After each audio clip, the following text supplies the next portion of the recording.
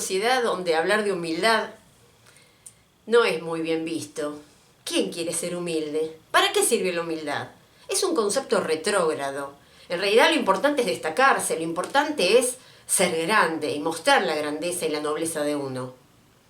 Pero ese no es el concepto que vemos en la Biblia. Encontramos, por ejemplo, en Mateo capítulo 23, versículo 12, cuando el mismo Señor dice, porque el que a sí mismo se engrandece será humillado, y el que se humilla será engrandecido. O por ejemplo, Santiago 4:10, donde es clarísimo, que dice, humíllense delante del Señor, y Él los enaltecerá. O sea que aparentemente la humildad es no solamente un buen concepto para Dios, sino que es el camino que Él eligió para llegar a ese engrandecimiento. No podemos llegar directamente, tenemos que llegar por el camino de la humildad. Y por supuesto el Señor dio el ejemplo. Él llegó a la grandeza a través del camino de la humildad. Él dice que justamente en Filipenses capítulo 2 que como fue obediente hasta la muerte y muerte de cruz, el Señor le dio un nombre que es sobre todo nombre. Y entonces acá podemos ver el proceso por el cual el Señor ha sido exaltado. En primer lugar, el Señor fue exaltado cuando fue resucitado. Yo creo que una persona que realmente ha tenido contacto con un fallecido se puede dar un poco de cuenta de lo que significa este concepto. Generalmente los cristianos decimos, sí, el Señor resucitó, y seguimos hablando como si tal cosa. Pero en realidad, si nosotros consideramos que el Señor fue muerto en la cruz, fue azotado, su cuerpo fue desfigurado por los latigazos, por los clavos en las manos y en los pies, esa lanza que fue clavada en su costado, y después pensar que ese cuerpo se levantó y estaba entre los discípulos es increíble, pero es verdad, es así, es algo impresionante. Esa manifestación de poder que levantó a Jesús de los muertos muestra cómo Dios estaba exaltando a su Hijo. Pero el proceso sigue. Después de eso, ¿qué pasó? Fue ascendido a los cielos. El Señor subió. Y el hecho de que está ahora a la derecha de Dios significa que el Señor, que Dios aceptó ese sacrificio. Pensemos que el Señor estaba llevando sobre sí la maldición de todos nuestros pecados. Por lo tanto, tendría que haber sido excluido de toda, como dice la Biblia, de toda presencia salvadora de Dios, de la gloria de Dios tenía que haber sido sacado. Sin embargo, fue aceptado porque Él hizo un sacrificio sustitutorio. Él pagó por los pecados de otros, que eran ni más ni menos que tus pecados y los míos.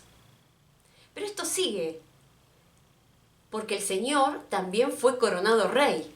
Dice claramente Romanos 14, versículo 9. Para esto murió Cristo y volvió a la vida, para ser Señor tanto de los muertos como de los vivos. Y recordemos que Señor tiene que ver con un concepto relativo a máxima autoridad, jefe, dueño, amo supremo. Quiere decir que Él, al morir y resucitar, fue coronado como el rey de todo el universo, de los que están vivos, de los que están muertos, de todo, de todo, de todo. También el Señor le fue dado el honor y la exaltación de ser sumo sacerdote. Recordemos que el sacerdocio en el pueblo judío significaba la persona que en nombre del pueblo se acercaba a Dios, a un Dios temible, a un Dios celoso, a un Dios que nadie podía ver porque podía morir frente a tanta santidad. Sin embargo, el sumo sacerdote podía presentarse delante de Dios. Y esto es lo que está haciendo el Señor Jesús en este momento. Dice Romanos capítulo 8, versículo 34, Cristo Jesús es quien murió todavía más, quien resucitó y está a la derecha de Dios rogando por nosotros. Él está allí a la derecha de Dios intercediendo por nosotros como un gran sumo sacerdote. Y no solamente eso, este proceso de exaltación sigue porque Él, Jesús, ha sido nombrado juez supremo. Sí, Él va a juzgar a todo el mundo. Y eso también está muy claro en Juan capítulo 5, versículos 26 en adelante, donde dice, el Padre le ha dado la autoridad para juzgar. ¿A quién? Al Hijo. El Hijo va a juzgar a todo el universo.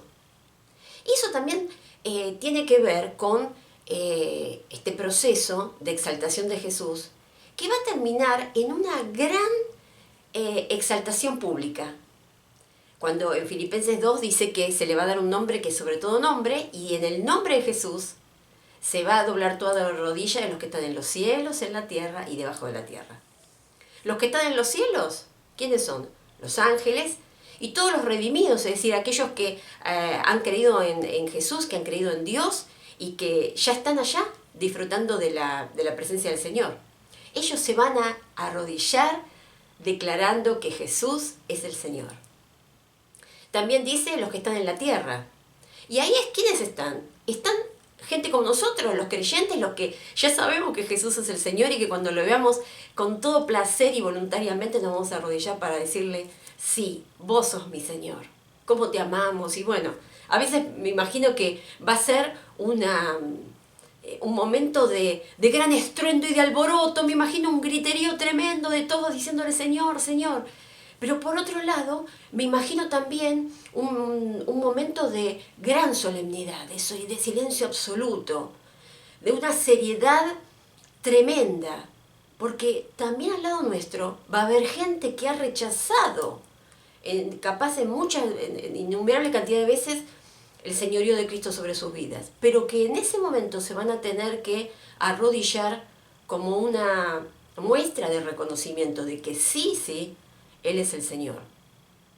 Por supuesto, esa declaración del señorío de Cristo por parte de estas personas, igual que el que van a ser los que están debajo de la tierra, es decir, los ángeles caídos, que no son otros que los demonios, o las personas que ya están esperando la condenación eterna, esa declaración no va a ser como la que habla Romanos 10, que dice que aquel que confesare con su boca que Jesucristo es el Señor, será salvo. Porque ya es tarde. Ya en ese momento esa va a ser nada más que una declaración de su señorío, pero no va a tener ninguna consecuencia espiritual para aquel que lo diga. Así que vemos cómo el señorío de Cristo es un proceso que avanza a pasos agigantados, que ya comenzó a partir de la humildad y la humillación que el Señor tuvo que pasar al venir a morir por pecados que no le correspondían, pero que fue mostrando a través de su resurrección, de su ascensión, de su recepción en la gloria, todos los roles importantísimos que tiene para cumplir en el futuro. Ahora, por supuesto, saber todo esto trae implicancias.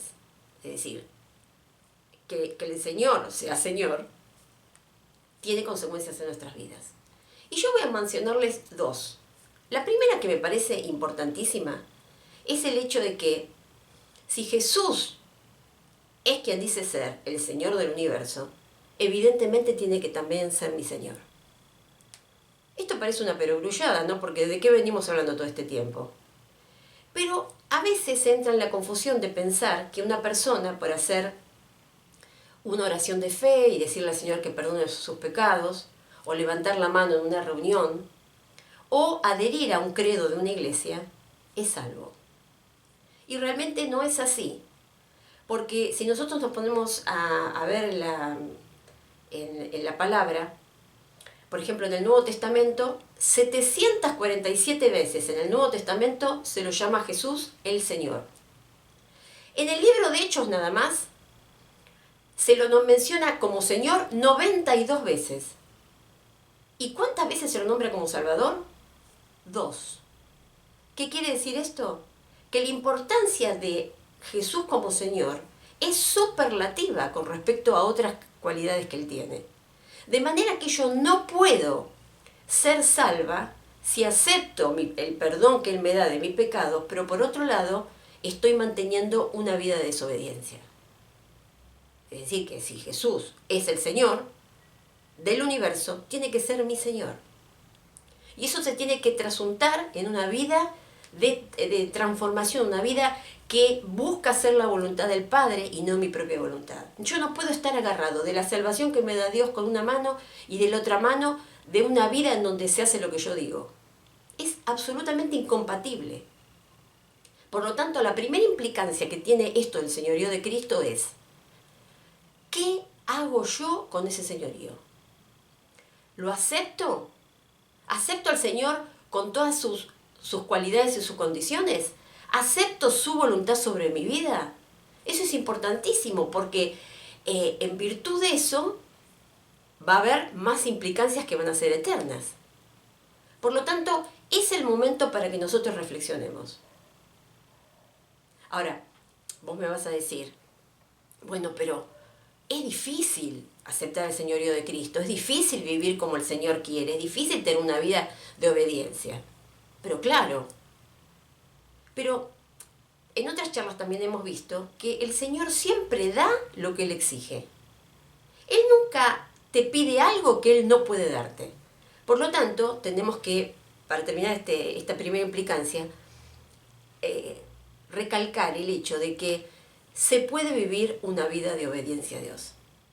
Ahora, si nosotros pensamos que la podemos vivir en virtud de nuestra fuerza de voluntad, de nuestro conocimiento bíblico, de los años que tenemos de cristianos, del conocimiento que tenemos de las Escrituras, vamos mal. La única forma de vivir una vida cristiana y bajo el señorío de Cristo es con la ayuda del Espíritu de Dios. Es decir, con la misma vida del Señor fluyendo a través de nosotros. No hay otra alternativa. Esto sería como un niño que quiere escribir en un cuaderno. Quiere empezar a escribir, a hacer letras, pero apenas conoce las letras y bueno, cuando se pone a dibujarlas en el papel, ve que son más mamarrachos que otra cosa. Pero hay un maestro ahí, y el maestro le ofrece su ayuda. Y él deja la mano dócil, suelta, este maestro pone su mano sobre él y pueden hacer trazos y escribir letras y frases en ese cuaderno. Y el chico puede ver cómo esas letras van fluyendo y se va armando toda una composición. Ahora, evidentemente, ese maestro, para poder guiar a este niño para hacer las letras, evidentemente él tiene que conocer esas letras, tiene que conocer las palabras, tiene que conocer todo lo que sería el lenguaje como para poder ayudarlo a él.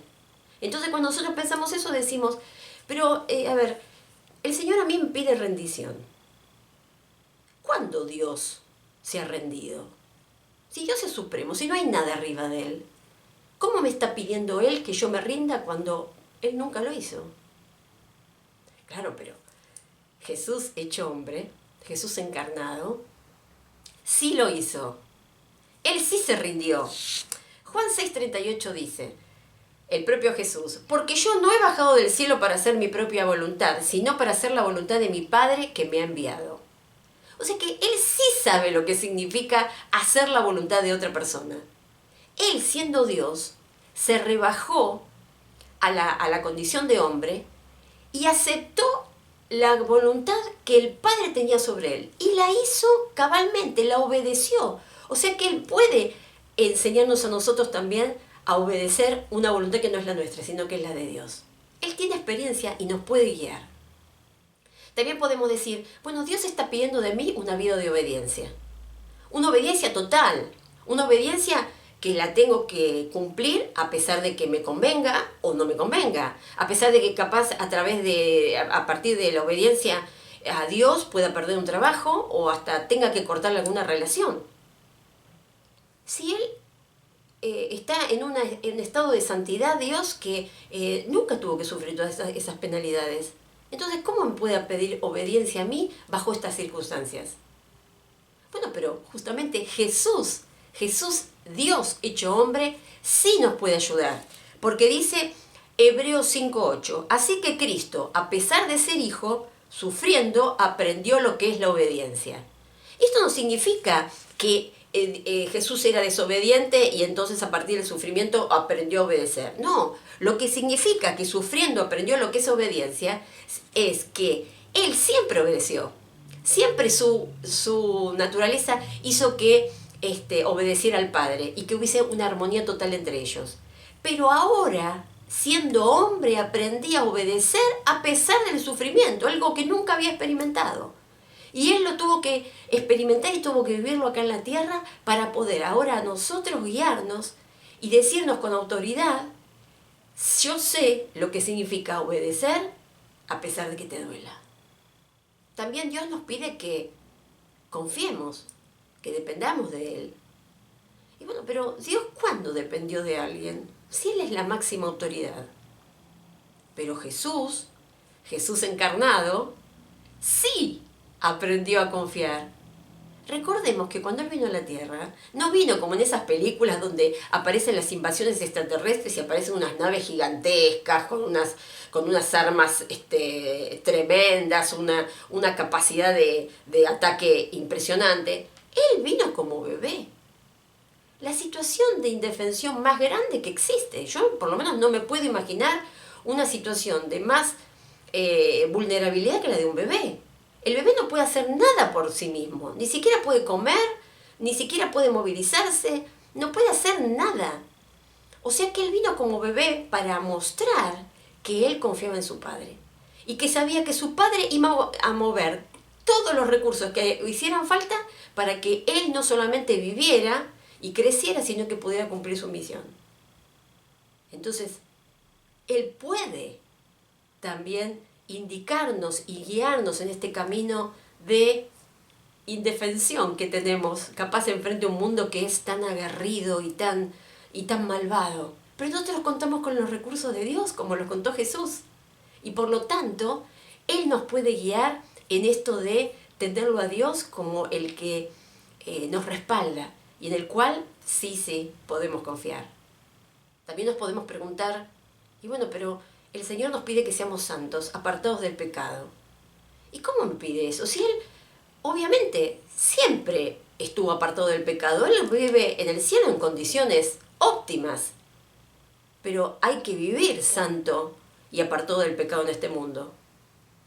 Claro, pero Jesús, el Dios encarnado, sí también nos puede guiar en eso, porque Él ha demostrado que Él es Señor aún de la tentación. ¿Se acuerdan de esa charla que tuvimos?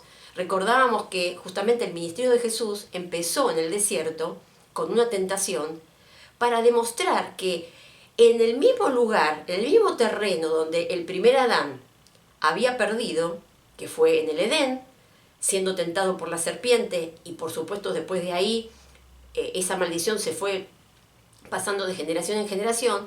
Ahora este segundo Adán, que es Jesús, él en una situación de extrema necesidad, como era un desierto, él vencía a la tentación. Por lo tanto, él sabe lo que significa ser tentado. Él sabe lo que es vivir en un contexto hostil. Por lo tanto, puede ayudarnos, pero por supuesto, porque Él es Señor de esos contextos y es Señor de la tentación. Por lo tanto, Él puede guiar nuestras manos, puede guiar nuestra vida. El mismo Espíritu de Jesús, a través del Espíritu de Dios, está en nosotros justamente para guiarnos y para ayudarnos. ¿Qué nos queda a nosotros? Como ese niño, no poner la mano dura, sino que dejarla para que el Señor Jesús pueda vivir a través de nosotros.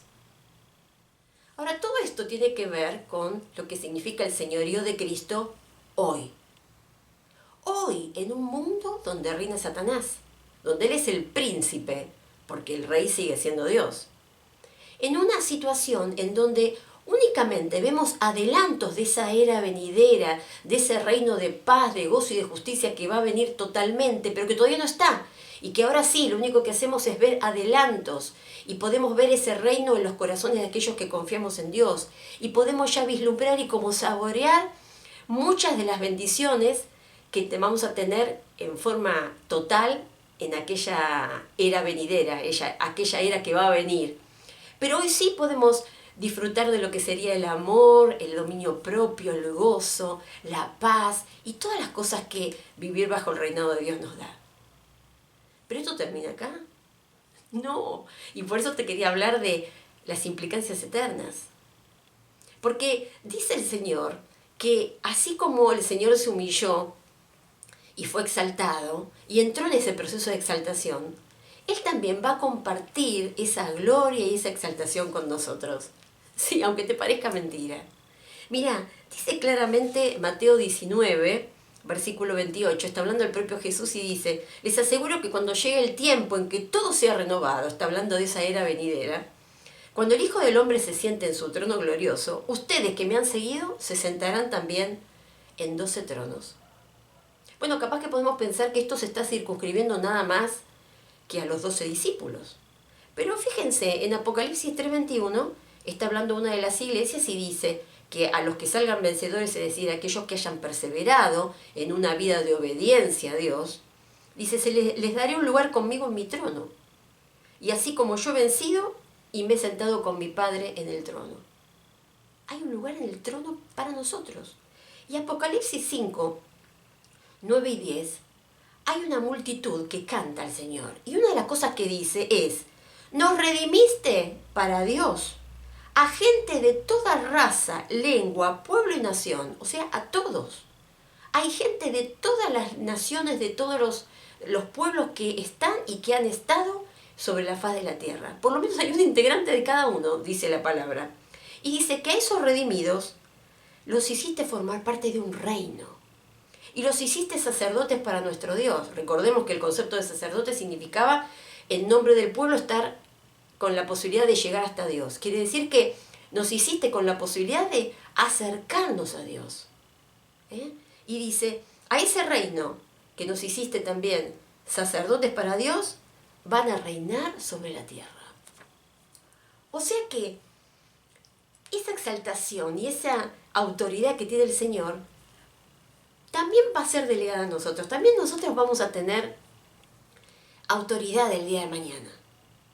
Pero obviamente, y volvemos al principio, todo empieza con la humildad. Todo empieza con el camino de la humillación. No se puede llegar a la gloria y a la grandeza de un salto. Tenemos que pasar por la humildad, como lo hizo el Señor Jesús. Por eso qué importante es, ahora que terminamos este tema para mí tan importante que es el señorío de Cristo, podamos darnos cuenta la importancia suprema que tiene para nosotros decidir vivir este tiempo que tenemos acá en la tierra, que va a terminar cuando muramos y nos presentemos ante el Señor, o Él venga antes a buscarnos, que durante todo ese tiempo nosotros de una manera voluntaria, racional y gozosa podamos entregarnos a su señorío. Que le podamos decir, Señor, yo quiero que gobierne nuestra vida, que gobierne mi vida. Yo sé que las decisiones las voy a tener que seguir tomando yo, obviamente, pero ya no dirigidas por lo que a mí se me ocurre, por lo que a mí más me conviene, sino por lo que dice Dios. Por eso qué importante es que cada día nos acerquemos más a Él en oración, en búsqueda de su voluntad a través de su palabra, en el compañerismo con otros hermanos, en el consejo de hermanos y de hermanas maduras que tengan experiencia en el caminar con el Señor. Y todo eso va haciendo que nuestra vida sea transformada. Y que muchas otras personas quieran ver eso reflejado en sus vidas. Que ellos también quieran tener el señorío de Cristo en sus vidas, porque nosotros también lo estamos mostrando. Y por supuesto, también disfrutar de esas implicancias eternas, de esa grandeza que viene para todos aquellos que lo hemos decidido tomar como Señor hoy. Ahora, ¿cómo es esto todo posible? ¿Cómo podemos en un mundo tan socavado por la maldad y el pecado pensar en que el Señor va a triunfar? Y ya lo demostró. Lo demostró en la cruz, y lo demostró al resucitar, y lo demostró al ascender, y lo demostró y lo seguirá demostrando, porque este proceso empezó y no termina hasta, sino el momento en que dice el Señor, sean todos sus enemigos puestos por estrado de sus pies. Y yo quiero estar ahí, gritando de contenta, porque el Señor ya definitivamente y 100% ha sido declarado el Señor de todo el universo. Y esto únicamente puede ser hecho por eso, porque Él es el Señor. De otra manera, sería imposible. Solamente alguien con gran autoridad, con gran poder, puede hacer que todo esto sea posible. Y yo le agradezco al Señor, no solamente por poder contarte estas cosas, sino porque yo formo parte de ese pueblo. Por mis méritos, por mi inteligencia, no. Nada más que por su gracia. Que Dios te bendiga y que juntos podamos entender la importancia de que el Señor, de que Jesús sea el líder indiscutido de nuestra vida, sea nuestra máxima autoridad, nuestro dueño, nuestro amo. Porque Él ha demostrado que fue, es y será definitivamente el Señor. Gracias, que Dios te bendiga.